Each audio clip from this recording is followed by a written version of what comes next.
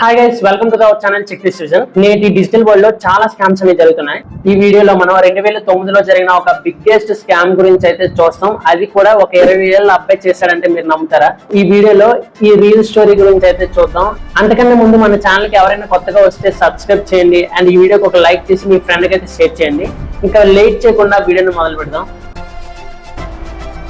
ఆఫ్రికాలో అల్జీరియాకి చెందిన హామ్జా బెండెలాజ్ అనే ఒక 20 ఏళ్ళ అబ్బాయి, తనకు చిన్నప్పటి నుంచి కంప్యూటర్స్ అన్న ప్రోగ్రామింగ్ లాంగ్వేజెస్ అన్న చాలా ఇంట్రెస్టింగ్.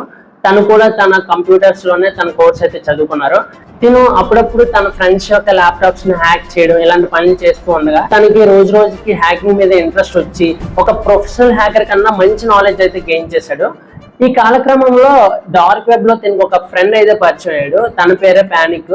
తను స్పై అయ్యన ఒక ప్రోగ్రామ్ అయితే క్రియేట్ చేశారు. దీన్ని ఉపయోగించి 2009లో ఒక బిగ్గెస్ట్ స్కామ్ అయితే చేశారు. వీళ్ళు స్పై ఐని యూజ్ చేసి ప్రజల యొక్క మొబైల్స్ ని హ్యాక్ చేసి వాళ్ళ యొక్క బ్యాంక్ డీటెయిల్స్ అయితే దోచుకొని అందులో ఉండే మొత్తం డబ్బును అయితే స్కామ్ చేశారు. దీంట్లో 217 బ్యాంక్స్ అయితే ఎఫెక్ట్ అయ్యాయి. ఇంచుమించి $4 బిలియన్ అయితే స్కామ్ చేశారు. మన ఇండియన్ కరెన్సీలో చూసుకుంటే 3 ట్రిలియన్ల 30 బిలియన్ల 38 కోట్ల 72 లక్షలు. సో ఇది ఎంత పెద్ద స్కామ్ చూడండి. ఇది తెలిసిన అమెరికన్ గవర్నమెంట్ FBI ఈ కేసు అయితే అప్పచెప్పారు. ఎంత పెద్ద హ్యాకర్ అయినా ఏదో ఒక రోజు దొరికేస్తాడు కదా. అలానే హామ్జా బెండెలాజ్ తన వైఫ్ తో మలేషియా ట్రిప్ నుంచి వస్తున్నప్పుడు బ్యాంకాక్ ఎయిర్పోర్ట్ లో పోలీసులకి అయితే దొరికేశాడు.